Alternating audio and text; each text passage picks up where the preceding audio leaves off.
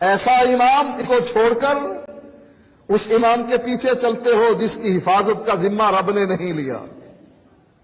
جس کا نام اللہ نے نہیں لیا، اللہ کے نبی نے نہیں لیا، جس کا تذکرہ نہ قرآن میں ہے نہ حدیث میں ہے، اس کی تقلید کر کے فخر محسوس کرتے ہو، اس کے طریقے کی نماز بغیر رفع الیدین کے پڑھتے ہو،